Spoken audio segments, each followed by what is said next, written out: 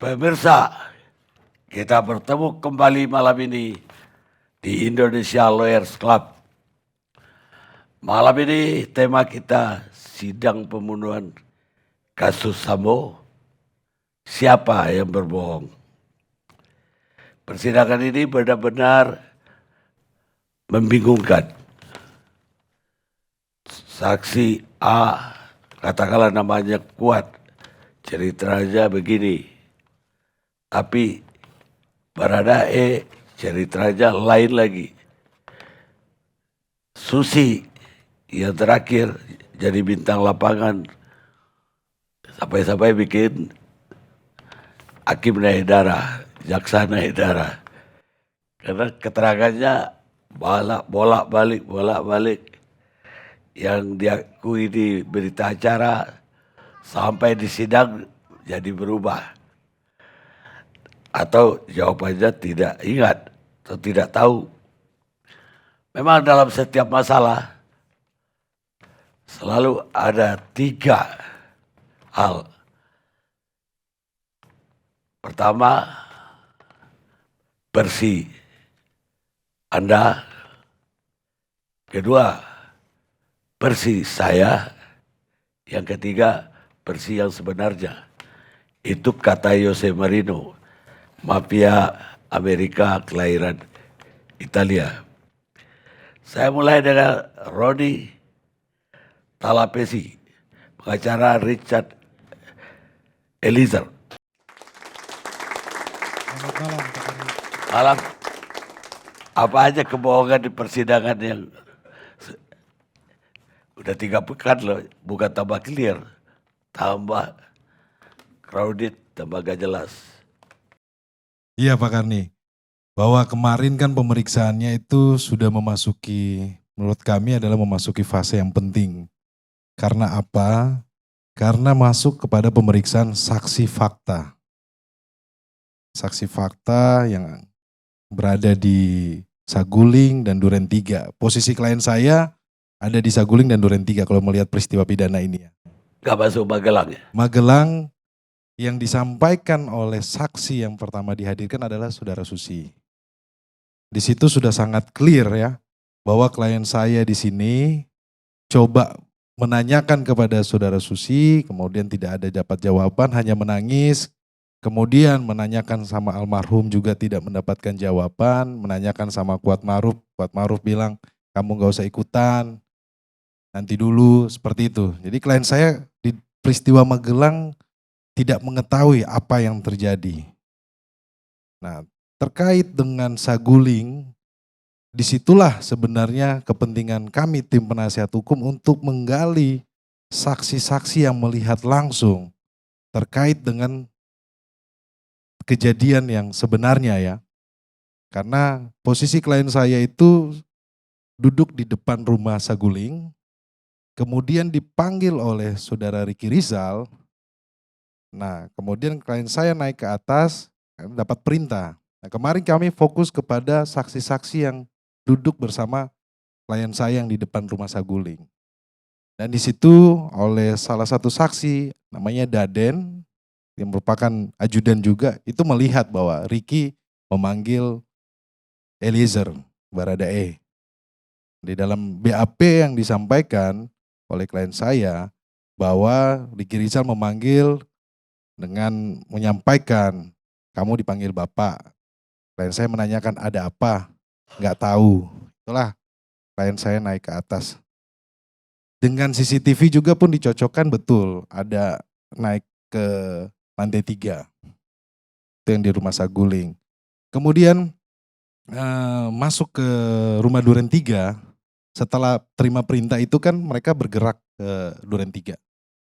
Nah di rumah Duren 3 itu klien saya memang yang duluan di mobil yang bersama Putri, PC, kemudian KM, kemudian RR, kemudian klien saya bersama almarhum berlima. Nah di situ juga disampaikan bahwa melihat tidak Richard Eliezer ini naik ke mobil. Nah disampaikan oleh saksi yang melihat itu Romer, benar Baradae ini di panggilan terakhir dia masuk di mobil. Dia duduknya itu di belakang. Kemudian bergeraklah ke rumah Duren 3. Tidak lama kemudian saudara Ferdi Sambo ini berangkat juga ke rumah Duren 3. Nah di situ buat kami yang penting adalah saksi yang bersama saudara Ferdi Sambo. Di situ ada Romer, kemudian sebagai ajudan, kemudian Prayogi sebagai sopir, kemudian ada Farhan sebagai pengawal motor. Nah di situ dijelaskan lah bahwa Romer diturunkan, kemudian mobil jalan, kemudian berhenti. Kemudian saudara Ferdi Sambo ini turun, kemudian ada senjata yang jatuh. Saksi yang melihat itu adalah Romer. Romer melihat bahwa senjata yang jatuh itu adalah HS. Kemudian Romer sampaikan bahwa ada sarung tangan. Kemudian masuk ke dalam lah, saudara Romer coba mengambil senjata tersebut, tetapi ditolak sama saudara Ferdi Sambo. Sama Ferdi Sambo ditolak, kemudian mereka masuk ke dalam, Ferdi Sambo masuk ke dalam, Romer bersama Farhan, Prayogi itu menunggu di samping rumah. Masuk ke dalam, kemudian ditanyakan melihat almarhum Joshua, mereka melihat ada di posisinya di samping. Kemudian masuk ke dalam, selang hanya beberapa menit, kemudian terjadi penembakan. Terjadi penembakan ini, kemudian saksi Romer, dia secara otomatis, ini yang disampaikan ya, dia otomatis langsung mencabut senjatanya dia. Dipikirnya itu, tembakannya itu ada di depan rumah. Dia berlari sama saksi bernama Farhan, pengawal motor. Kemudian masuk lagi ke dalam karena penembakannya ternyata tidak di luar, ternyata dari dalam mereka masuk ke dalam dan bertemu sama Ferdi Sambo. Dan posisinya Ferdi Sambo mengangkat tangan. Romer sudah mengokang pistol, sudah menuju ke Ferdi Sambo. Terus kemudian Ferdi Sambo sampaikan, itu ada masalah di dalam ya, ini ada ibu di dalam gitu. Ada masalah di dalam. Akhirnya Romer masuk ke dalam. Nah disitulah Romer bertemu sama Richard Eliezer. Kemudian Romer menanyakan, ada apa Cat? Dengan tangan gemetar, Richard menyampaikan, saya refleks bang. Tapi tangannya gemetar. Kemudian gak lama Ferdi Sambo masuk ke dalam lagi, kemudian Ferdi Sambo menyenggol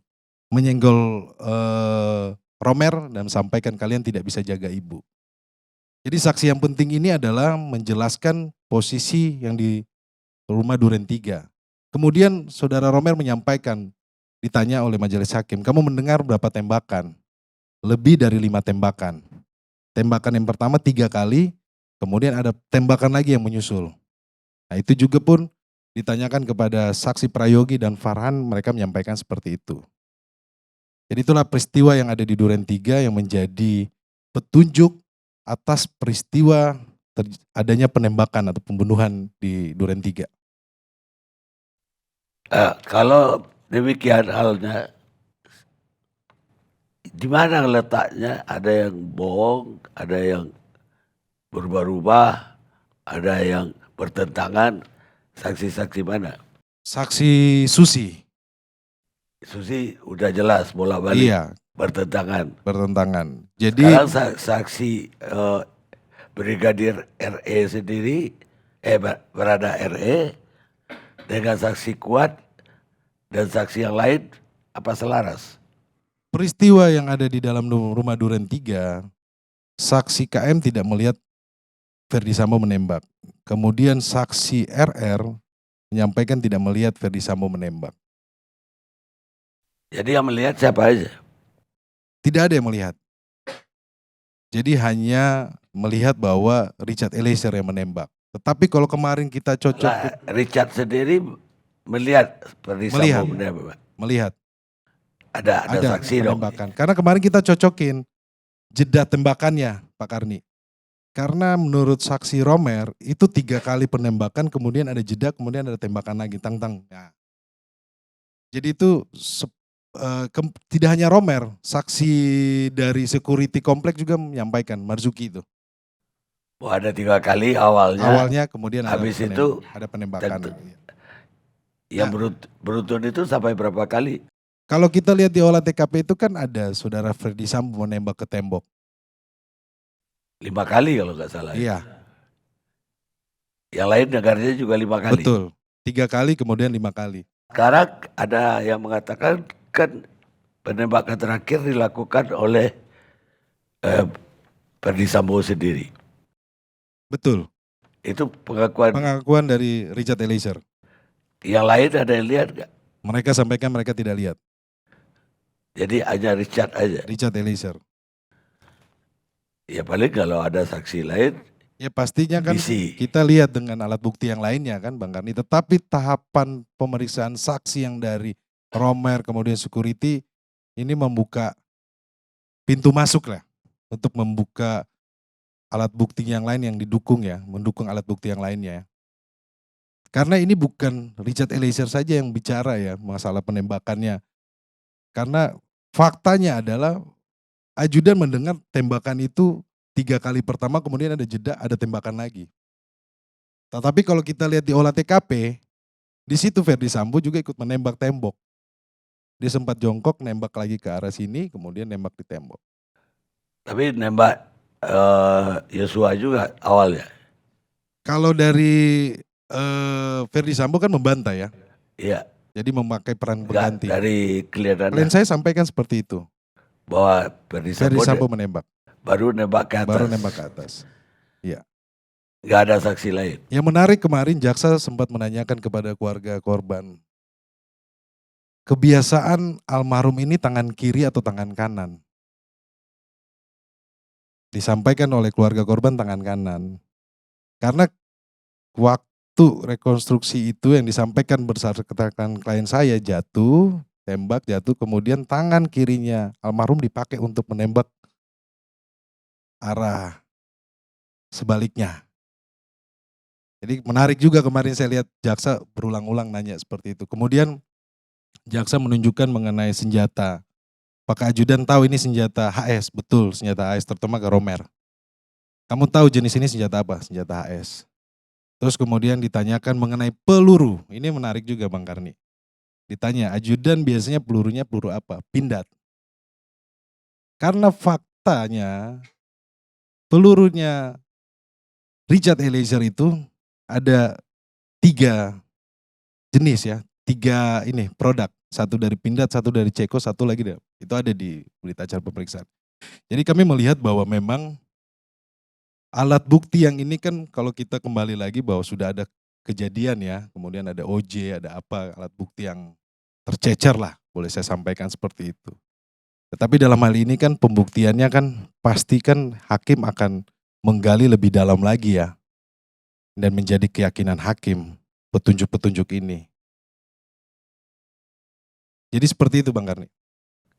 Bagaimana bisa satu pistol pelurunya 3 jenis?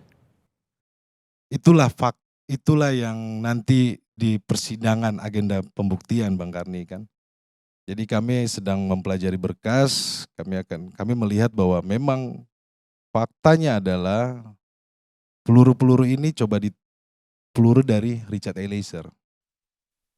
Makanya kalau Ini yang dia hanya pegang satu pistol. Cuma kan kita harus ingat bahwa ketika Richard Eliezer menyerahkan pistol, dihitung pelurunya ada berapa? Ada 12 dari 15. Tetapi di TKP itu pelurunya adalah peluru Richard Eliezer, ada 8. Nah hal-hal seperti ini yang pastinya nanti kita akan uji di persidangan Bang Karni. Ya, kalau saya tertariknya 3 jenis tadi itu. Karena peluru AS itu gak bisa dipakai ke Glock. Betul. Begitu juga sebaliknya. Richard Eliezer menyampaikan bahwa saudara Ferdi Sambo menembak pakai Glock.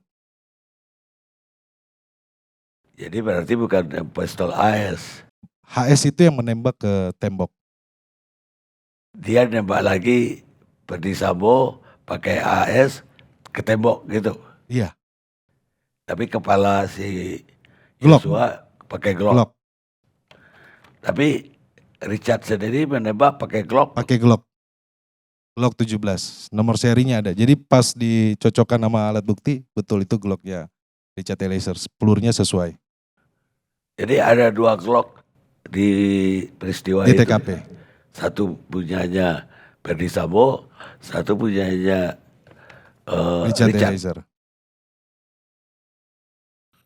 Baik, apa tanggapan pengacara keluarga Brigadir Yosua? Martin Simanjuntak. Terima kasih Bang Karni. Ya. Baru minggu lalu saya dan Bang Kamarudin ke Hotel J Luansa ya. Cuman bukan untuk menghadiri acara ALC, tapi untuk menerima penghargaan dari Nawacita Awards. Nah pada saat itu saya berpikir, kapan ya saya diundang lagi sama Bang Karni ke ALC. Dan ternyata doa saya dijawab Tuhan, hari ini saya diundang. Yang menarik adalah ketika saya diundang, ya Mbak Titi menyampaikan bahwa seluruh kuasa hukum para pihak akan hadir. Saya menggebu-gebu Bang Karni, karena dari kemarin saya cariin ini orang-orang ini pada kemana ya, kok di last minute ketika janjian itu nggak pernah nongol gitu loh. Tapi hari ini nggak nongol lagi ya, berarti otomatis mereka kehilangan hak jawab. Ya, mereka nggak bisa jawab, ibaratnya persidangan ini first take. Mohon maaf ya rekan ya. First take. Oke. Absensial kalau pidana. Ya intinya tadi kan Bang Karni memulai dengan apa sih yang disebut dengan kebohongan ya? Iya. Ya.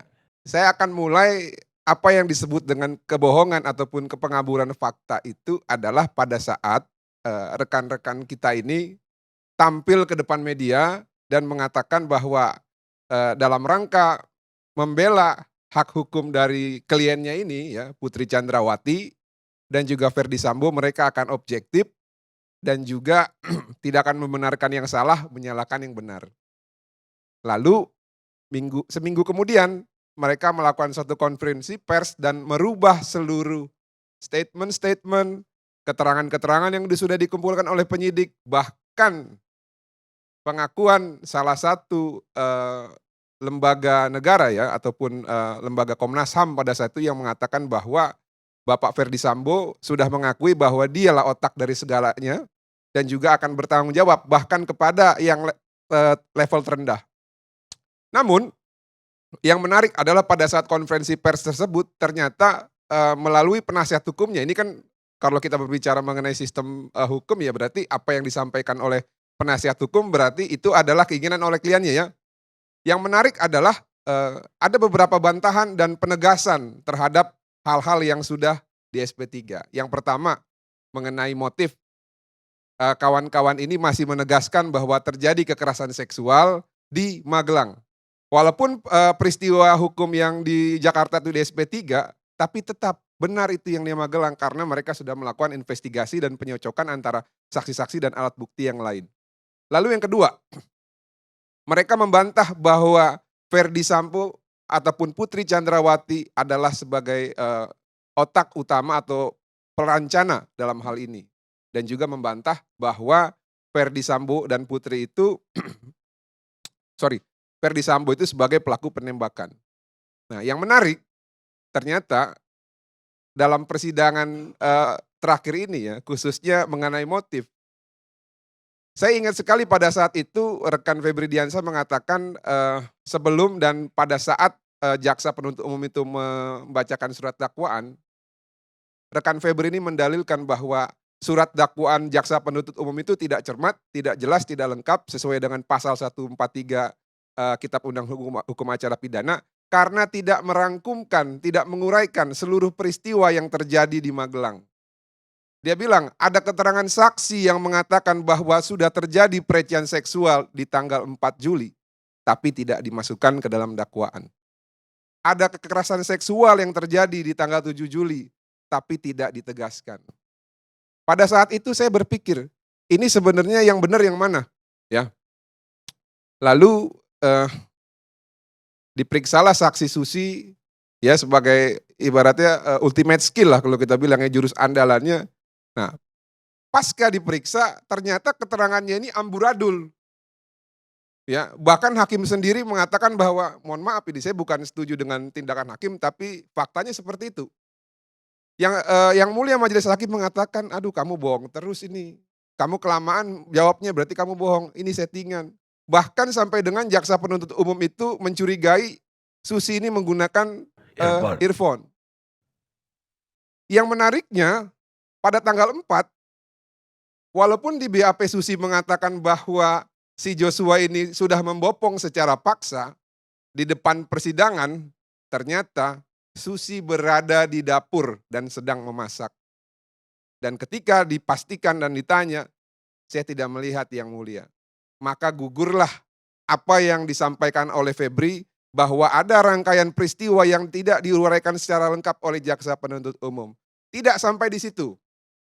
Febri juga mengatakan bahwa di tanggal 7 Juli terjadi kekerasan seksual. Katanya Susi mendengar teriakan kuat, meminta untuk naik ke atas, lalu mengecek kondisi Bu Putri sedang terkapar atau semi pingsan itu ya. Saya baru tahu itu ada semi pingsan, apalagi itu bahasa ya. Nah, Terkapar tapi duduk. iya, terkapar tapi duduk. Nah, ternyata itulah semi pingsan kan. Nah, ternyata pada saat diperiksa, Susi tidak mengakui bahwa ataupun tidak mengiyakan ada dengar teriakannya kuat dan tidak ada teriakan Bu PC. Lalu hakim nanya, "Terus kamu bisa naik ke atas dari mana?" Nah, ini kan lagi-lagi ya, ini kan tidak masuk akal dan hakim juga mengatakan seperti itu. Lalu fakta lagi ditemukan, katanya Joshua yang melakukan kekerasan seksual. Ditemukan lagi fakta, ternyata kuat yang megang-megang Bu Putri. Jadi siapa sebenarnya yang melakukan kekerasan seksual ini? Dan ketika ditanya sama hakim, ini kuat siapa? Kok bisa kuat megang-megang istrinya jenderal? Kuat sekali dia sama seperti namanya gitu loh. Sampai akhirnya Susi yang juga pada saat itu mengamini bahwa anak keempat dari Ferdi Sambo dan Putri ini adalah anak hasil dari biologis Bu Putri. Itu pun juga akhirnya disangkal juga karena ada kesaksian dari salah satu ajudan yang bernama Daden dan mengatakan bahwa anak tersebut adalah anak adopsi. Semua keterangannya dicabut Bang Karni. Semua keterangannya dicabut si Susi ini. Oleh karena itu saya sangat yakin nanti karena kan nanti mau dikonfrontir dengan kuat ya. Nanti kita lihat. Ini ibarat buah si malakama, Susi maju kena, mundur kena. Nah makanya kalau untuk motif saya pikir selesai. Lalu apalagi yang bisa dibantah yang disampaikan oleh Febri Diansah dan Rasmala ini. Febri Diansah dan Rasmala dalam pembelaannya mengatakan bahwa apa yang dilakukan Ferdi Sambo itu adalah semata-mata karena emosi, karena tidak berpikir sehat, dan tidak merencanakan peristiwa tersebut dan tidak menembak. Faktanya Bang Karni ya, saya ingat sekali pada saat mereka rilis ya, mereka mengatakan bahwa Pak Ferdi Sambo itu sebenarnya nggak mau ke Jalan Duren 3, dia tidak sengaja lewat lalu mau masuk karena dia mau main badminton. Saya bilang apa lagi nih orang buat main badminton kok bawa pistol sama pakai sarung tangan gitu kan. Dan orang mau main badminton, orang dia lagi baru dengar istrinya katanya dilakukan kekerasan seksual kok main badminton, ente waras dulu. Saya bilang kan, sampai akhirnya ditemukanlah keterangan saksi pada persidangan kemarin yang bernama Adzan Romer. Beliau mengatakan bahwa benar saya melihat Ferdi Sambo menggunakan sarung tangan, memegang pistol HS ya, dan pistol itu terjatuh. Maka patahlah premis bahwa Ferdi Sambo mau main badminton. Karena tidak mungkin main badminton menggunakan sarung tangan dan juga menggunakan pistol HS. Lalu, ada satu lagi yang penting. Selama ini ya, ini bahkan pemberitaan yang keliru yang dibangun terus-menerus. Saya ingat sekali pada saat itu Karopenmas Mabes Polri ya, dan juga Kapolres Metro Jakarta juga mengatakan hal yang sama. Pada saat itu katanya rombongan mau menuju ke Duren 3 itu karena mau melakukan isolasi mandiri. Dan memang rumah tersebut sering digunakan dan biasa digunakan untuk isolasi mandiri. Faktanya Bang Karni, menurut keterangan Richard Eliezer, isolasi mandiri dilakukan di Jalan Bangka. Menurut saksi Daden, isolasi mandiri lebih sering dilakukan di Jalan Bangka. Itu bisa didukung dengan apa? Yang pertama, Ferdi Sambo kena COVID, isolasi di Jalan Bangka. Anaknya kena COVID, isolasi di Jalan Bangka. Ajudan kena COVID, isolasi di Jalan Bangka. Maka gugurlah apa yang mereka bangun selama ini bahwa isolasi di Jalan Duren 3, yang benar ada di Jalan Bangka. Tadi saya di awal Bang Karni mengatakan bahwa saya datang ke sini ya, sangat terobsesi bertemu dengan para penasihat hukum dari Pak Ferdi Sambo dan Bu PC. Saking saya terobsesinya Bang Karni, Kita undang. Kemarin saya mimpi Bang Karni. Saya mimpi kedua orang ini ya, atau tiga lah. Itu diwawancarai oleh salah satu host ya, yang terkenal itu kan, yang perempuan itu. Dan mereka mengaku mereka kena prank pada saat diwawancara. Saya berharap mimpi saya ini tidak jadi kenyataan agar mereka semua tetap setia membela PFS sampai dengan putusan nanti. Terima kasih. Kita undang Febri, tapi beliau menyatakan tidak sempatlah ke sini malam ini. Jadi bukan nggak mau ketemu dengan Martin. Siap. Kesempatan lain.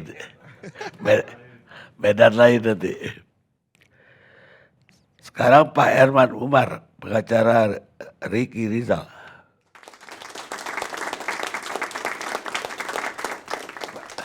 Pak Herman setelah mengikuti sidang melihat siapa yang bohong dalam hal ini. Tadi kan cerita itu penuh misteri ya. Ada tabir besar. Ini pelecehan seksual atau di luar pelecehan seksual.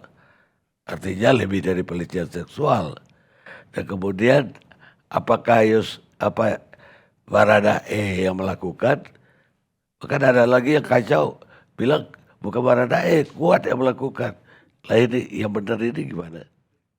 Baik, terima kasih Bang Karni. Ya. Merasa roni dengan kesempatan dipanggil diundang oleh ILC. Kita terakhir selama ini kan ILC di TV One, tapi udah lama muncul di YouTube. Kapan kita dapat waktunya? Ada kesempatan sekarang. Baik, kalau masalah ini Bang, memang perkara ini kan kalau di persidangan ini masih baru. 3 pekan udah. Ya, artinya masuk ke dalam materi materinya saksi baru. Masih baru gitu. Tetapi oke lah, ini kan memang sudah menjadi konsumsi publik gitu. Mau nggak mau ya kita harus menjelaskan. Apalagi ya mau nggak mau karena memang tuntutan masyarakat, tuntutan publik yang jelas dengan apa yang disampaikan Saudara Martin tadi, bahwa banyak sebenarnya setelah dari awal mungkin ya tidak kelihatan, setelah masuknya ada tim yang baru sehingga malah membuka hal-hal yang sebenarnya ya tidak pantas gitu. Artinya sebenarnya kalau toh itu dibuka harusnya di dalam peradilan. Sehingga akhirnya malah untuk khusus terhadap clean-nya Ferdy Sambo dan istrinya malah semakin membuka peluang bahwa banyak bohongnya gitu. Tapi kalau kejadian yang sebenarnya, kalau klien saya ini, RR ini adalah sebenarnya dia ajudan khusus untuk mengurus anak Ferdy Sambo sekolah di Magelang. Jadi dia bukan khusus mendampingi Ferdy Sambo, misalnya di Kadit Propam, tapi dia ada khusus menjaga anak dari Ferdy Sambo yang sekolah 2 orang di sana. Kemudian pada saat selama COVID kan sering sekolah online ya. Sehingga akhirnya dia sempat diperbantukan juga di Jakarta. Dan beliau mulai aktif sebagai dipanggil sebagai ajudan itu 2021. Kemudian anak yang pertama dia sudah mengurus di sekolah di Magelang ya. Kemudian yang terakhir ada lagi sekolah yang masuk kelas 1. Jadi tugas dia itu hanyalah mengurus anak Ferdy Sambo yang sekolah di Magelang. Nah, kemudian kita mulai tadi cerita-cerita, ada pelecehan, ada apa yang sehingga muncul di publik sekarang banyak bohongnya, banyak ininya. Sehingga kenapa itu terjadi? Selama ini kan pada awal perkara memang itulah yang ditutup. Yang itu tidak terbuka sampai berbulan-bulan. Kemudian kenapa mulai muncul kebenaran itu? Tampillah Saudara Richard, Saudara Eliezer yang membuka. Dia masuk kepada mengajukan permohonan justice collaborator. Kemudian Ricky kenapa tidak bisa membuka selama ini? Dia di pengacaranya juga adalah dari tim yang sama dengan Ferdy Sambo. Yang sama dengan Kuatmaruf. Kemudian keluarganya tidak bisa mendapatkan akses, tidak bisa mendapatkan apa yang terjadi terhadap kliennya, keluarganya. Keluarganya dianggap di daerah sebagai keluarga pembunuh. Sehingga akhirnya sementara dengan lawyernya dia tidak mendapatkan, keluarga tidak mendapatkan informasi yang benar termasuk surat penahanan. Suatu saat ada keluarga mereka yang kenal dengan anak saya memberitahu, apakah bapak kamu bisa mau melakukan ikut menangani perkara. Kenapa? Kata, kan udah ada timnya. Ya kami tidak mendapatkan keterbukaan, tidak mendapatkan informasi yang benar. Akhirnya anak saya menyampaikan ke saya bilang, saya pelajari, oke, siap. Itu pun setelah 5 hari tanda tangan kuasa belum juga diakui. Karena menurut dia, menurut dari keluarga, Pak Herman sebagai lawyer kalau bisa membuat suatu surat. Saya sebagai lawyer tidak pernah membuat suatu permintaan untuk, kalau saya sebagai yang harus meminta itu keluarga. Mungkin saya ngerti juga ini kan masalah di kepolisian. Yang terbunuh polisi, yang melakukan polisi, yang memerintah polisi. Wajar saya merasa ini sesuatu hal. Saya menenangkan diri sampai suatu saat kuasa ditandatanganin. Setelah itu saya pun diam. Udah banyak beberapa pers, teman-teman yang mengetahui saya megang, saya nggak berani ngomong karena belum dapat data. Belum dapat BAP atau apalah gitu ya. Setelah saya pertama kali masuk pada saat kejadian di rekonstruksi ya. Itulah pertama kali saya masuk, padahal udah seminggu. Kemudian saya siapkan juga surat untuk LPSK. Karena sebelumnya ada informasi RR juga pengen dari keluarganya, dia pengen juga mengajukan pengaduan kepada LPSK. Kemudian kita siapkan surat, saya bertemulah pada saat rekonstruksi itu. Saya kasih surat, ini konsepnya. Kemudian dia ambil, tapi nggak boleh ini diserahkan ke penyidik katanya. Nanti saya baca di urutan. Setelah dibaca, saya bertanya lagi setelah itu, apakah masih mau mengajukan LPSK? Surat itu udah cukup apa tidak? Nah, menurut dia, Pak Herman, setelah saya mendapatkan kuasa baru, tapi sebelumnya itu setelah keluarga saya hadir, istri saya hadir, adik saya hadir, mereka menyampaikan pesan dari orang tuanya. Apakah kamu, bapaknya kebetulan mantan Kapolsek, apakah kamu benar, apakah kamu sebagai ikut merencanakan pimpinan kamu ikut mendorong? Dia nangis dari situ. Dia minta oleh keluarganya bicara apa adanya. Mungkin sebelumnya itu juga ya saya yakin bahwa mungkin pengaruh dari institusi. Kan bagaimanapun selama ini kan juga ada kejadian rekayasa, ada pemeriksaan di Polres Jakarta Selatan yang akhirnya terbongkar yang tidak benar. Propam ya, sehingga akhirnya tentu semua institusi, semua pimpinan juga mendorong supaya RR dan mungkin Richard berbicara benar. Apalagi setelah tahu Richard melakukan hal yang benar, dia juga. Apalagi setelah kita masuk, kita menyampaikan kalau kamu mau ditolong, tentunya yang pertama kali menyatakan kebenaran itu adalah kamu. Pengacara hanya membantu, membackup. Oleh karena itu setelah dia menyampaikan dia mau bicara jujur, dia bicara benar, saya dorong lagi LPSK, saya sudah membuat di BAP apa yang saya ketahui dan apa yang benar. Kalau itu yang terjadi ya silahkan. Kalau kamu bicara. Kemudian apa yang terjadi sekarang? Kenapa kok muncul hal-hal yang tidak benar itu? Karena selama ini rekayasa-rekayasa itu nggak keluar, tapi pada saat di peradilan akan muncul gitu. Nah, nanti tentunya karena kalau hari ini mulai persidangan itu kan baru mungkin sebagian udah ada saksi yang lain, ajudan atau tapi hari ini kalau untuk RR adalah hanya saksi keluarga. Saksi keluarga Joshua yang merupakan korban. Kami termasuk RR juga mengucapkan duka cita yang dalam artinya secara langsung. Sebelumnya sudah mengucapkan.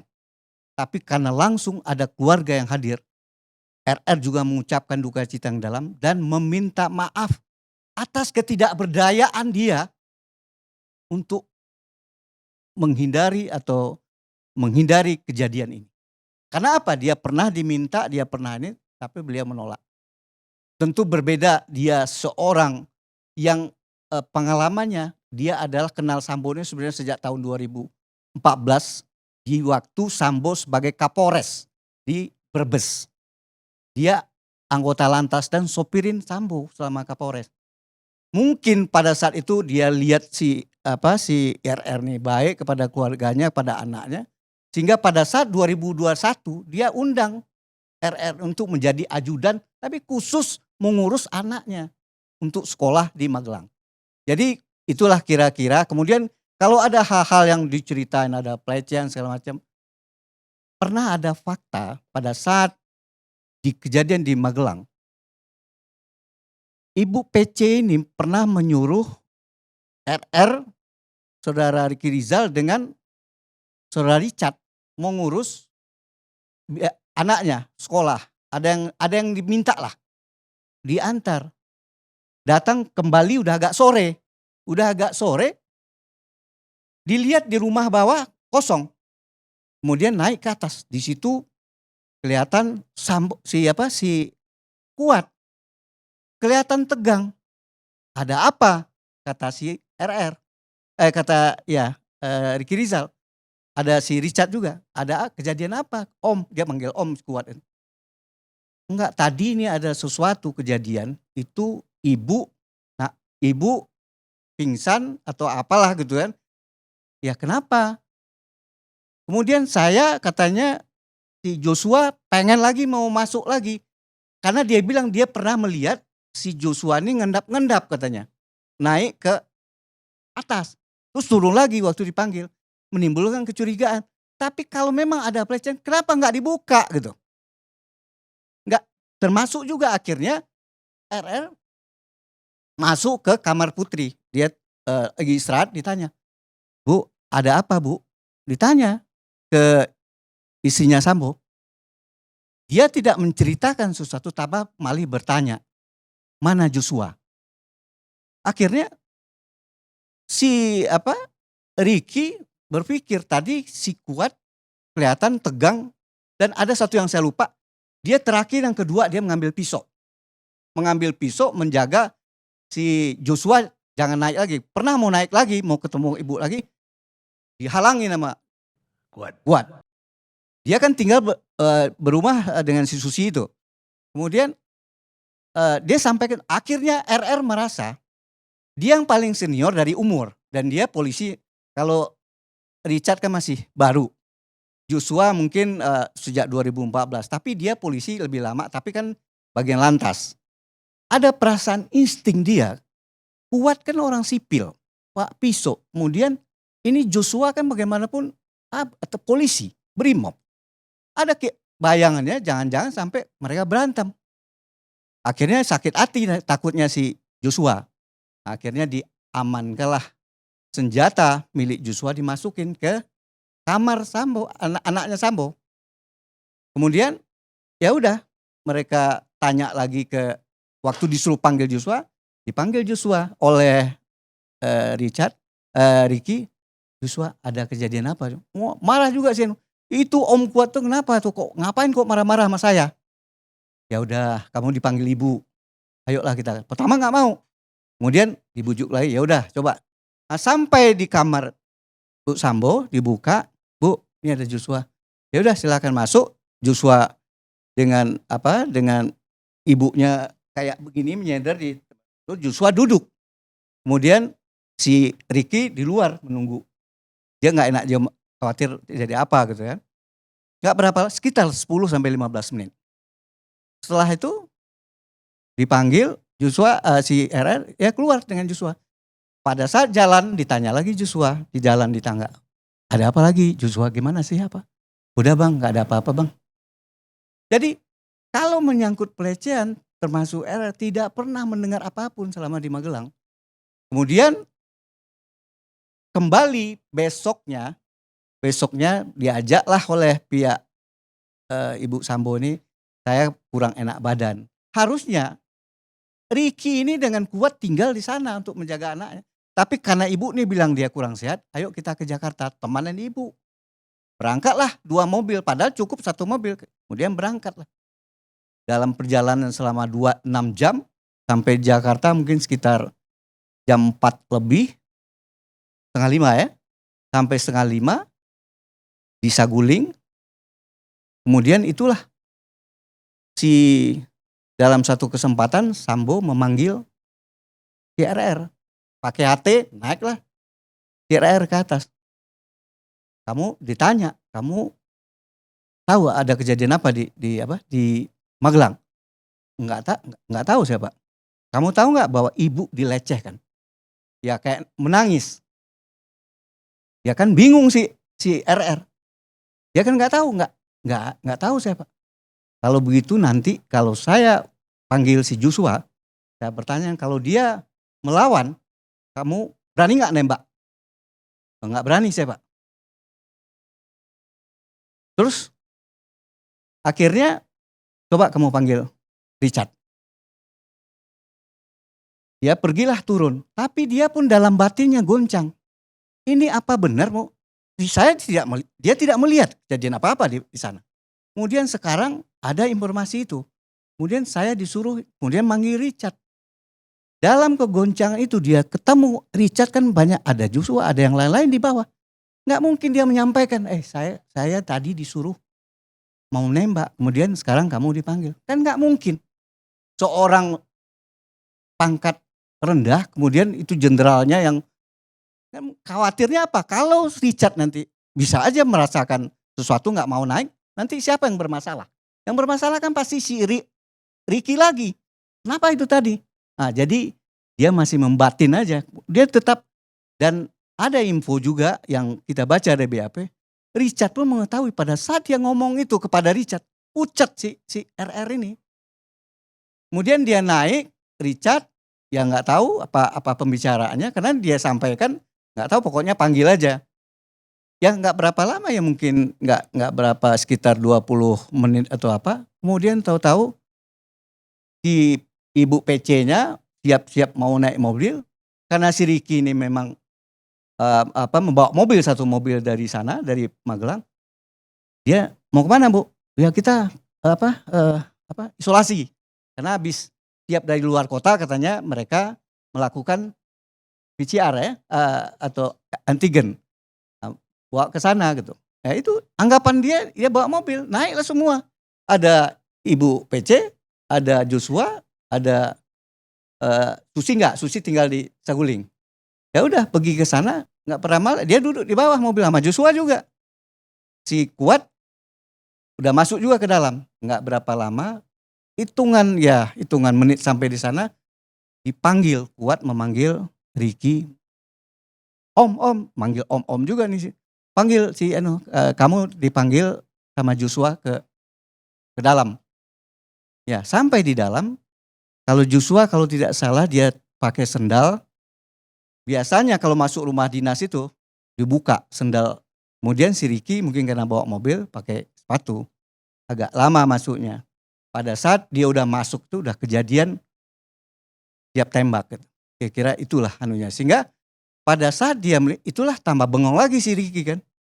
Kelihatan pas nembak itu dia mengetahui. Tapi Yang nembak siapa? yang nembak kan si Richard disuruh. Pas dia mengetahui itu, dia pasti tambah ini. Ada HT masuk. Yang HT masuk itu dari ajudan yang di luar mendengar senjata kan. Dia berbalik arah ke pintu. Harapannya tentu ada ajudan lain yang datang. Dia kena guncang juga. Mungkin dia mental nggak kuat ya.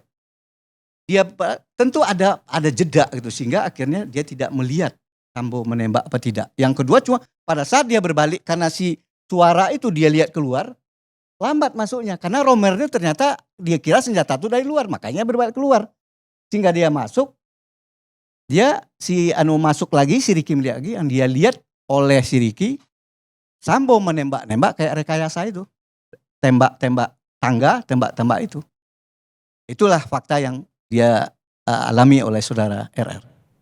Apa kesimpulan Pak Herman Umar? Kalau kesimpulan saya, ya sepantasnya Ricky ini tidak pantas sebagai seorang dijadikan tersangka atau terdakwa dalam kasus pembunuhan berencana.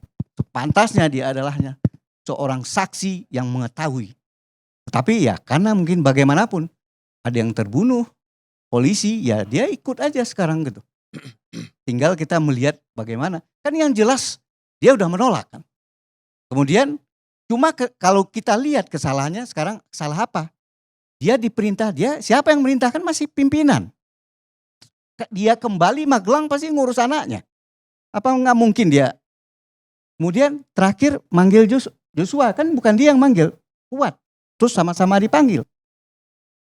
Di mana letak ininya? Tapi ya udah, ini bagaimanapun temannya ada yang terbunuh, dia dijadikan tersangka, ya kita hadapin. Kira-kira gitulah RR pasrah gitu. Itu Bang Karni. Ya ini seperti novel yang ditulis 10 orang penulis ini. Boleh saya tambahin Bang Karni? Boleh silakan. Sedikit aja. Jadi saya sebenarnya sangat berterima kasih ya kepada Ricky. Pada saat itu, pada saat rekonstruksi sebenarnya saya ketemu Eliezer dan ketemu Bang Roni. Saya doain lah. Nah pada saat itu sebenarnya saya juga berusaha ingin menemui Ricky. Tapi keburu diusir. Dari tatapan mata Ricky saya lihat memang anak ini sebenarnya punya mindset yang penurut lah gitu ya.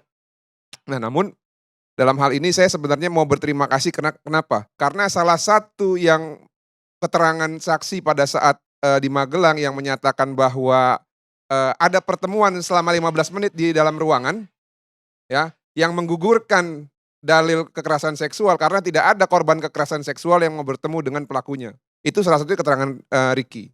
Nah, saya ingat pada saat itu Ricky kan datang tanggal 5. Nah, tanggal 5 itu kan mereka juga pergi ke Jogja ke mall ya. Dan pada saat itu tidak tahu ada kekerasan seksual. Lalu di tanggal 6 juga atau tanggal 7 pagi ada perayaan ulang tahun perkawinan. Dan pada saat sampai di situ juga Ricky juga mengatakan tidak ada kekerasan seksual. Nah, tapi yang menarik Bang Herman, bahwa pada saat tanggal 8 Juli itu kan Ferdy Sambo memerintahkan Ricky untuk menembak Joshua tapi Ricky tidak mau karena tidak kuat mental dan tidak enak gitu ya. Nah, kalau saya cocokkan ya Bang Herman ya, tadi mengenai dengan yang disampaikan oleh Abang Karni Ilyas mengenai kebohongan, ada satu keterangan dari Ricky yang sampai saat ini masih saya tanda tanya besar nih Bang Herman. Mengenai Ricky tidak melihat Ferdy Sambo menembak. Padahal Richard Eliezer dengan jelas mengatakan bahwa ada Ricky di situ. Ricky pasti melihat. Nah, hal yang sama ya Bang Herman mengenai kesetiakawanan, kepatuhan dan ketidakenakan itu juga digunakan oleh Ricky dengan mengatakan tidak melihat karena memang mungkin dia tidak kuat mental mengkhianati atasannya dengan mengatakan kesaksian yang benar. Oleh karena itu Bang Herman, saya berharap ya nantinya pada saat pemeriksaan terdakwa, pada saat Ricky diperiksa, katakanlah yang sebenarnya. Kalau nanti Ricky mengatakan yang sebenar-benarnya, saya janji Bang, saya akan wakilin Abang dan Ricky untuk mengatakan kepada keluarga, ayo kita ringanin anak ini. Demikian, terima kasih.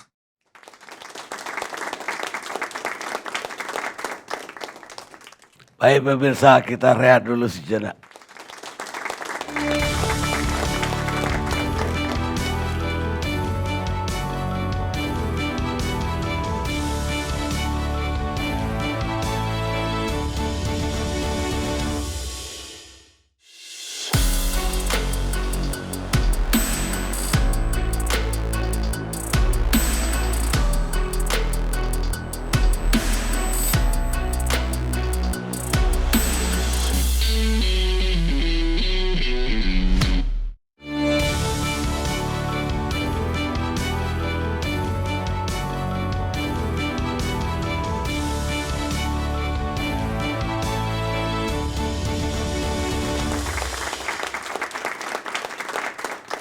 Pemirsa, kita lanjutkan diskusi kita.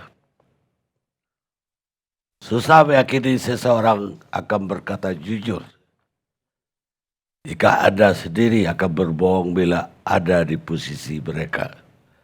Menken jurnalis Amerika Serikat. Sekarang saya ke Pak Reza Indragiri, psikolog forensik.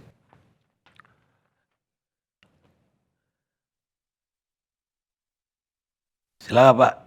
Dari sisi psikologi, ini kalau Pak Reza sendiri melihat siapa yang berbohong dari sebuah. Ini acaranya ILC ya, Pak Iya. Karni? Kepanjangannya Indonesia Lawyers Club. Tapi karena dari tadi Pak Karni sepertinya terobsesi dengan kebohongan, mungkin kepanjangannya bisa diubah khusus malam ini. Indonesia Lawyers Club. Boleh juga. Kelompok pendusta Indonesia. Klub berdusta. Baik, Bismillahirrahmanirrahim. Assalamualaikum warahmatullahi wabarakatuh. Waalaikumsalam. Yang saat ini paling mengganggu pikiran saya justru bukan tentang 340. Yang paling mengganggu pikiran saya adalah terkait dengan tuduhan atau klaim tentang kekerasan seksual. Kenapa saya terganggu? Karena sejak awal saya menyesalkan adanya narasi itu. Narasi tentang kekerasan seksual itu menurut saya tidak menguntungkan siapapun. Baik, jelaslah Kemendiang Brigadir Y, dia tidak dapat manfaat apapun. Justru dia akan terkunci selama-lamanya, terstigma selama-lamanya sebagai orang yang disebut-sebut sudah melakukan kejahatan seksual. Dia akan terpotret sebagai sosok pengkhianat dalam korps Tribrata. Karena alih-alih menjaga komandan, menjaga istri komandan, justru dia berkhianat, menggunting dalam lipatan. Dia akan terpatri selamanya dalam stigma itu. Demikian pula bagi terdakwa Putri Chandrawati. Kalau dia betul-betul korban kekerasan seksual, maka sebetulnya mengacu pada undang-undang TPKS, undang-undang tindak pidana kekerasan seksual, Putri selaku korban kekerasan seksual berhak untuk dapat restitusi dan kompensasi. Dapat ganti rugi. Baik itu dari pelaku yang disebut-sebut adalah mendiang brigadir Y dan juga dapat ganti rugi dari negara. Tapi ada syaratnya. Kalau kita baca perma, ternyata ganti rugi itu baru diberikan kepada korban kalau sudah ada putusan dari pengadilan. Nah, saya yakin bahwa klaim tentang kekerasan seksual yang konon dialami oleh Putri itu tidak akan pernah menjadi kasus hukum. Jadi tidak akan pernah ada putusan pengadilan terkait benar atau tidak dan siapa gerangan yang harus bertanggung jawab terkait dengan kekerasan seksual itu. Alhasil, betapapun lah misalnya Putri Chandrawati berbusa-busa terus saja mengklaim dirinya adalah korban kekerasan seksual, tapi dia tidak akan pernah dapat restitusi atau kompensasi itu. Jadi zero sum game, tidak ada satupun yang mendapatkan manfaat dari Malah klaim kerugian kalau saya. justru kerugian. Nah, Karena begitu Sambo mengatakan ada sexual harassment, itu kasus ini jadi besar gitu loh. betul, betul. Karena dramatis sekali. Iya. Nah, Istri seorang jenderal dijahati kekerasan secara seksual gitu. Nah, sekarang mari kita coba hitung kemungkinan seberapa jauh ya sudah terjadi kekerasan seksual itu.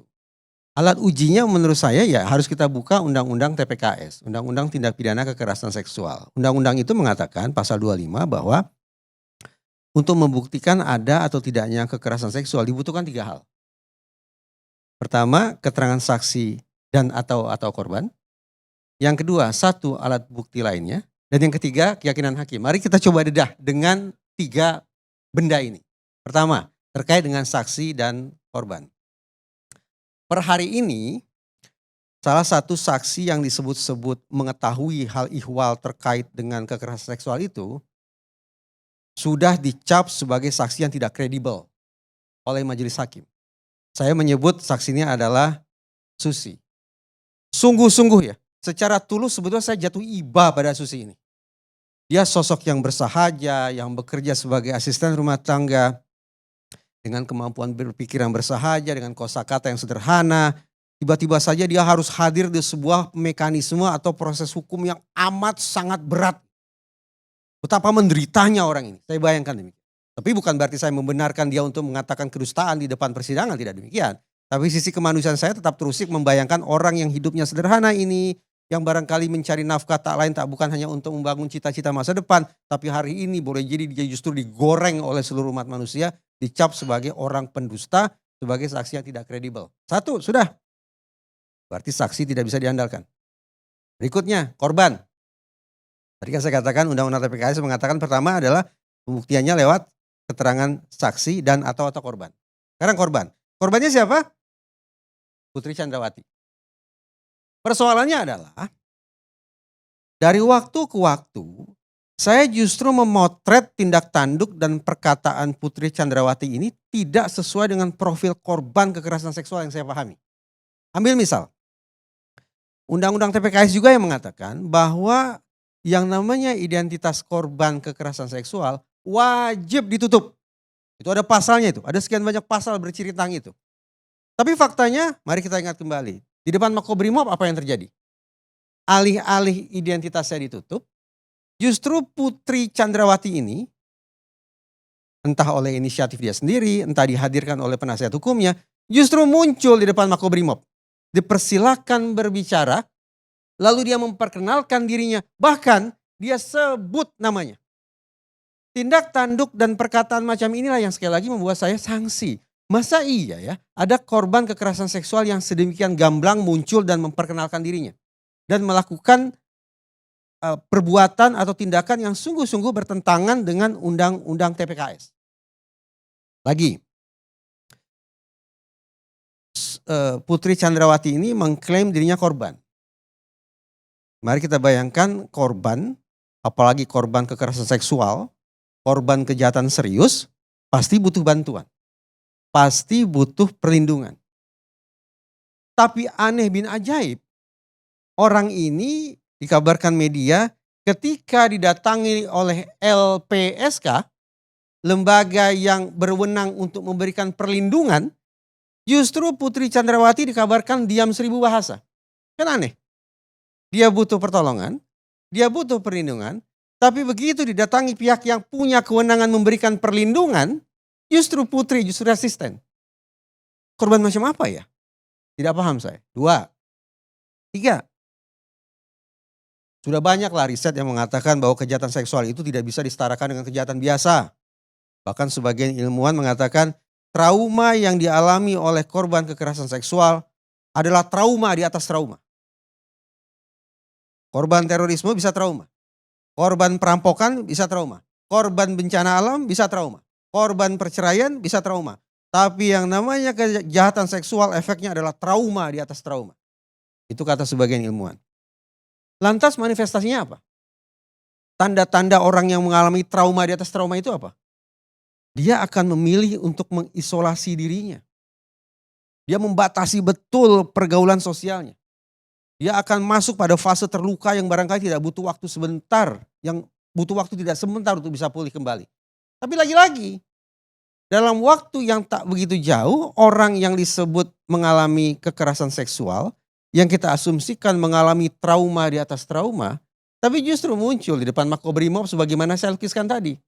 Berarti sudah ada sekian banyak tindak tanduk dan perkataan Putri Chandrawati yang sayang beribu sayang justru kontradiktif, bertentangan betul, berlawanan betul dengan profil korban kejahatan seksual.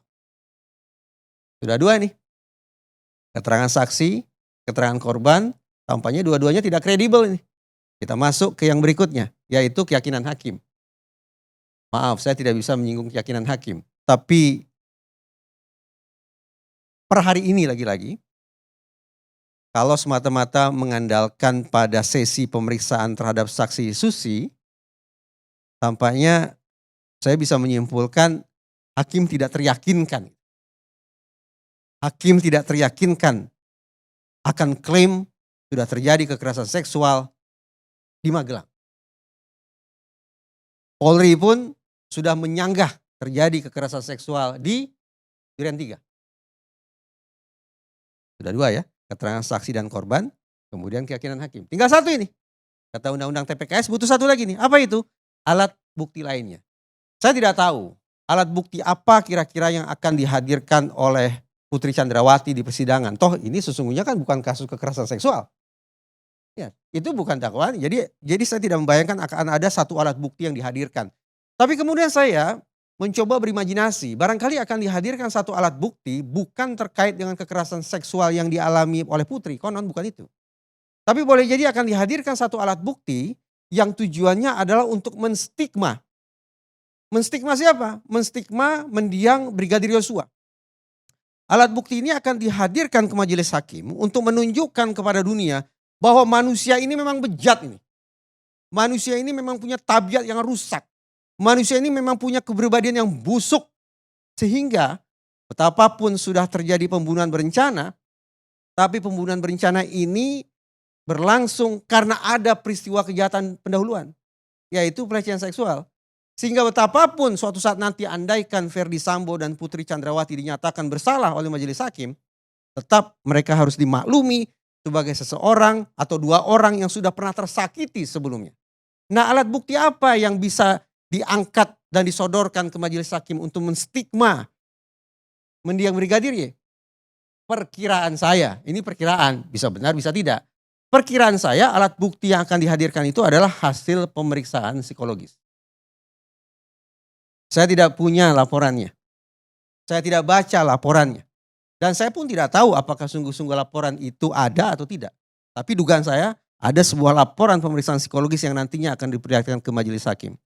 Isinya ada dua barangkali. Pertama, sekali lagi labeling. Pemberian serba aneka predikat buruk bagi mendiang Brigadir Y. Yang kedua isinya adalah tampaknya simpulan bahwa Putri Chandrawati ini sungguh-sungguh berada dalam kondisi guncangan jiwa. Dan guncangan jiwanya itu tidak mengada-ngada. Tidak direkayasa akibat kekerasan seksual. Kalau memang ada simpulan macam itu, ada sekian banyak hal yang bisa kita ajukan sebagai pertanyaan balik ke kolega psikologi yang melakukan pemeriksaan itu. Misalnya, ini hanya misalnya. Pertama, ini instrumennya apa? Yang saya khawatir Pak Karni, saya khawatir ya, instrumennya itu adalah self-report. Ada sebuah formulir yang harus diisi sendiri oleh orang yang mengklaim dirinya sudah menjadi korban kekerasan seksual. Pertanyaan pertama saya sederhanakan, apakah Anda dalam keadaan sedih? Maka korban pasti akan menjawab, ya sedih. Nomor dua, apakah Anda mengalami ketakutan? Ya karena dia mengklaim sebagai korban dia akan jawab, ya saya mengalami ketakutan. Nomor tiga, apakah tubuh Anda merasa nyeri? Ya karena dia korban, lagi-lagi dia akan mengklaim, ya saya adalah orang yang mengalami kesakitan di sekujur tubuh saya. Kita bisa bayangkan, kalau ternyata instrumen yang dipakai adalah self-report, yaitu melaporkan diri sendiri, dia mengklaim sebagai korban, lalu dia isi laporan tentang diri dia sendiri. Patutlah kita khawatir bahwa isinya adalah kedustaan semua itu. Lebih-lebih, saya tidak berprasangka buruk terhadap profesi dokter ya. Tapi karena pihak yang kita perbincangkan ini punya latar belakang dokter, maka saya juga punya kekhawatiran pengetahuan dia, pengalaman dia di bidang kedokteran sedikit banyak membantu dia untuk memahami bagaimana mensiasati instrumen psikologi tersebut. Nah, saya sudah. 3 barang yang kata undang-undang TPKS dibutuhkan untuk membuktikan benar atau tidaknya, ada atau tidaknya kekerasan seksual. Keterangan saksi dan korban yang sudah saya simpulkan per hari ini, kedua-duanya tidak kredibel. 2, keyakinan hakim yang per hari ini bisa saya simpulkan hakim tidak teryakinkan oleh klaim kekerasan seksual tersebut.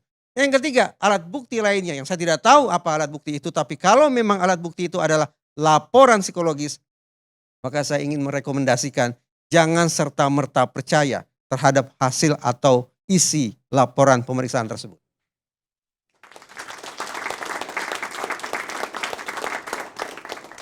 Demikian Pak Karni. Pertanyaannya, kalau dari unsur yang 3 tadi, apa salah satu dari unsur itu tidak ada, gugur perkara? Saya membayangkan 3 unsur tadi sifatnya kompatibel, harus saling bertaut dan memperkuat. Jadi artinya satu pun gugur, ya. Satu gak ada. Mutlak ketiganya harus terpenuhi. Baik, Pak Indragiri. Sekarang pakar hukum pidana, Profesor Suparji Ahmad. Untuk Prof, pertanyaannya, tadi kan perdebatan persidangan ini akan lari ke, ini berencana atau tidak berencana, hanya emosi sesaat. Lah, dengan bantahan ada perdebatan, Sambo merintahkan Baradae hajar atau tembak. Sambo bertahan bahwa dia aja suruh hajar, bukan suruh tembak. Tapi Baradae nembak dia. Kalau itu diterima hakim, itu berarti pembunuh aja tidak berencana. Dia suruh hajar doang. Kan bisa dipukul, ditempeleng, justru ditembak. Tapi kalau ya hakim lebih percaya bahwa itu tembak, itu pembunuh berencana. Karena ada perundingan sebelumnya di rumah Saguling, baru eksekusi dilakukan di Duren 3. Gimana Prof lihat? Baik Bang, terima kasih. Jadi yang pertama bahwa persidangan itu kan satu forum yang mulia. Yang memimpin adalah yang dimuliakan. Diharapkan di dalam persidangan itu muncul sebuah kebenaran, sebuah kenyataan, dan dicegah seminimal mungkin adanya pelecehan terhadap persidangan, apalagi terhadap penghinaan di dalam sebuah persidangan. Ini menjadi kepentingan kita bersama bagaimana memuliakan persidangan tadi itu. Oleh karenanya yang kedua, kebohongan itu harus dicegah, dan kemudian yang kedua adalah bagaimana dipastikan adanya dugaan kebohongan tadi itu. Jangan sampai kebohongan itu adalah dibiarkan, karena itu akan menyesatkan dan akan sangat merugikan semua pihak. Dan yang ketiga menurut saya adalah bahwa bolehlah orang berkata bohong, bolehlah orang kemudian menyampaikan sebuah pernyataan atau kemudian cerita-cerita di dalam persidangan itu. Tetapi ibaratnya sebuah pengadilan di akhirat, di surat Yasin ayat 65 itu, suatu saat nanti mulut akan dikunci. Yang akan bicara adalah tangan dan kaki. Dengan demikian, biarlah mereka mengatakan apapun, tetapi kemudian alat bukti lain yang kemudian itu yang akan berbicara. Pertanyaan Bang Karni, sebetulnya dari rangkaian pembuktian yang mengemuka di dalam persidangan, apakah 340, apakah 338 yang terpenuhi unsurnya? Dalam pandangan saya sejauh ini sudah cukup terang benderang dan sangat meyakinkan bahwa 340 adalah terpenuhi. Kalau kemudian berusaha beralibi tentang perintah hajar, tapi kemudian faktanya adalah tembak, saya kira kemudian tidak menghapuskan unsur berencana tadi itu. Jadi kalau kita lihat bagaimana unsur-unsur pembunuhan berencana, di mana ada persiapan, di mana ada kemudian alat yang telah disiapkan, terus kemudian adanya pembagian peran dan lain sebagainya, termasuk juga yang paling mengkonfirmasi pembunuhan berencana tadi adalah setelah peristiwa itu terjadi. Bagaimana keluarga dibatasi aksesnya, tidak boleh melihat kondisi. Nah, pada sisi yang lain juga mengkonfirmasi pembunuhan berencana tadi, munculnya sebuah rekayasa bahwa ini adalah tembak-menembak. Kalau kemudian tembak-menembak, kenapa kemudian kalau memang itu adalah sebuah spontanitas ya, bukan sebuah pembunuhan berencana, kenapa kemudian diceritakan adanya peristiwa tembak-menembak? Jadi Bang Karni, saya kira meskipun ini baru persidangan 2 kali pembuktian atau kemudian 3 kali persidangan ya, dakwaan, kemudian adanya eksepsi, kemudian ada tanggapan jaksa, kemudian pembuktian masih terbatas pada keluarga, saya kira ini sudah sangat meyakinkan ada unsur pembunuhan berencana. Mengapa? Karena memang unsur-unsur terpenuhi berdasarkan alat bukti, biarlah kemudian Freddy Sambo atau kemudian yang lain mengatakan bahwa itu adalah sebagai sebuah reaksi. Tetapi saya kira bahwa itu adalah sebuah pernyataan-pernyataan. Di dalam persidangan itu yang dinilai adalah sebuah kenyataan. Jangan hadirkan sebuah pernyataan, tetapi yang akan dinilai adalah sebuah kenyataan-kenyataan. Tetapi ada sisi yang lain Bang Karni. Terlepas bicara pembunuhan berencana terpenuhi atau tidak, yang patut kemudian disayangkan adalah pertobatan, permaafan, kemudian penyesalan, itu sepertinya hanya sebuah simbolik saja. Penyesalan yang tidak diikuti sebuah tindakan akan melahirkan penyesalan-penyesalan baru. Karena apa? Karena ternyata kalau dia bermaksud menyesal sepenuhnya, mestinya tidak lagi mengembangkan cerita adanya pelecehan seksual. Ini sama saja melukai yang sangat dalam. Pada satu sisi minta maaf, tetapi tetap saja kemudian berdasarkan pengakuan sepihak adanya pelecehan seksual. Jadi menurut saya ini adalah suatu hal yang kontradiktif, di mana bermaksud kemudian minta maaf, tapi ternyata perbuatan-perbuatan atau tindakan-tindakannya tidak mendukung terhadap permohonan maaf atau penyesalan tadi itu. Dan kemudian menurut saya yang menjadi hal penting yang diperlukan dalam konteks persidangan berikutnya adalah ketegasan dari majelis hakim agar tidak lagi terungkap kebohongan-kebohongan baru. Persidangan ini adalah sebuah tontonan karena menjadi sebuah pertunjukan yang sangat menarik, bahkan melebihi dari sidang Jessica pada waktu itu. Semua TV itu memberikan laporan. Untuk itu diharapkan tidak sekedar tontonan, memberikan sebuah tuntunan menuju pada sebuah kebenaran. Dan ini menjadi tugas jaksa, menjadi tugas majelis hakim, bagaimana menggiring akan adanya sebuah kebenaran. Dan kalau memang ada potensi-potensi terjadinya sebuah kebohongan baru, maka itu harus dicegah. Dan yang sangat disayangkan lagi, dikhawatirkan akan muncul korban-korban baru. Karena apa? Misalnya 174, 242 diterapkan karena adanya keterangan palsu. Jadi dari persidangan yang memasuki minggu ketiga ini, sepertinya akan muncul korban-korban baru, akan muncul penyesalan-penyesalan baru. Kenapa terjadi? Karena semua masih berusaha, terutama para terdakwa tadi itu, Ibu PC dan Freddy Sambo, masih berusaha melakukan sebuah rekayasa, memanipulasi fakta, sehingga kemudian berusaha mendapatkan simpati publik, berusaha kemudian mendapatkan pengaruh kepada majelis hakim supaya diringankan. Itu hal yang biasa, tetapi jangan sampai kemudian memanipulasi fakta. Karena sekali lagi, bisa saja mulut berkata lain, tetapi kemudian tangan dan kaki itu tidak bisa dibantahkan. Dalam arti, mungkin saja dia bersaksi dengan manipulatif, tetapi alat bukti yang lain, surat, petunjuk, keterangan ahli, keterangan terdakwa, itu akan membantahkan semuanya ketika itu terjadi sebuah manipulasi atau kebohongan, Bang Karni. Baik, Prof. Tapi bagaimana dengan peran para ajudan? Apakah mereka bisa terkena pembunuhan berencana juga, atau minimal ikut serta, ataukah mereka bisa dianggap terpaksa melakukan itu? Karena pengaruh jenderal ini besar sekali. Ya, Bang Umar sudah menyatakan misalnya dalam berbagai kesempatan yang saya cermati, bahwa apa daya seorang bawahan melawan atasan, ya. Tapi pada sisi yang lain, hal yang tidak dicermati adalah ketika kemampuan menolak untuk menjadi eksekutor karena tidak siap fisik, tidak siap mental. Jadi pada satu sisi ada keberanian untuk menolak, tapi pada sisi yang lain adalah ketidaksanggupan untuk mencegah terjadinya pembunuhan berencana tadi itu.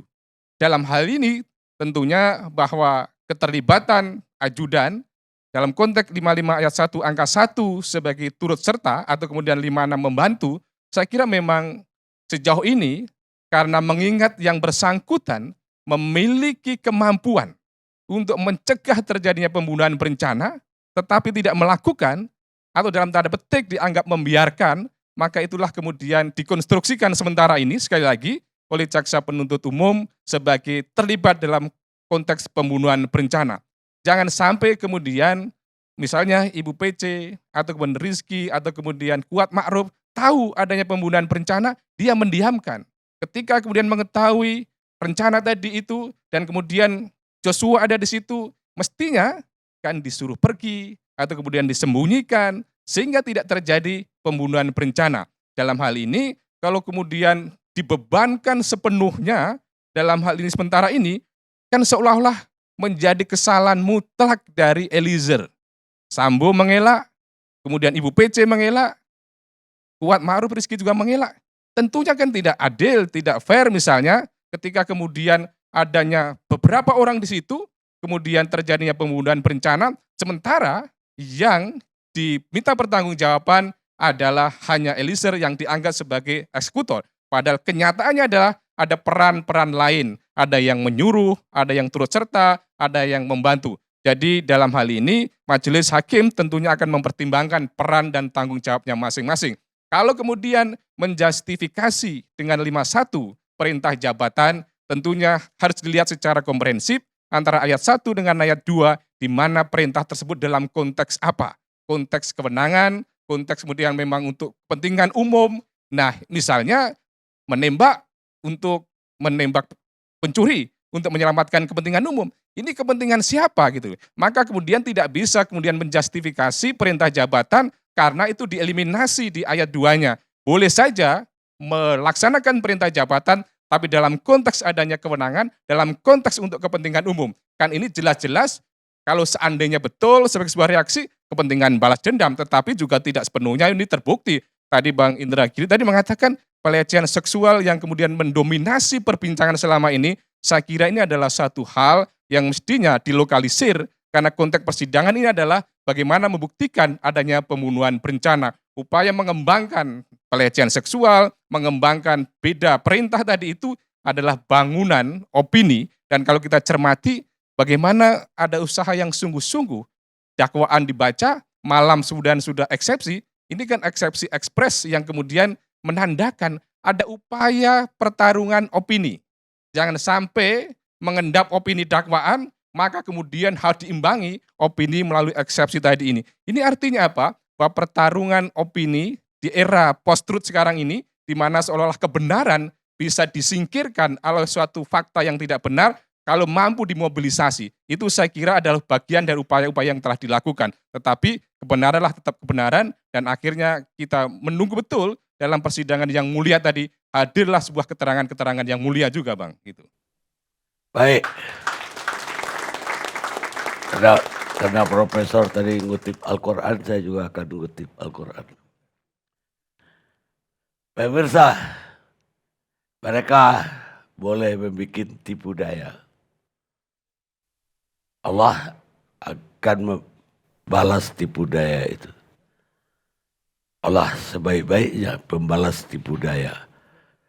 Quran surat Anfal ayat 30. Kita ketemu LC akan datang.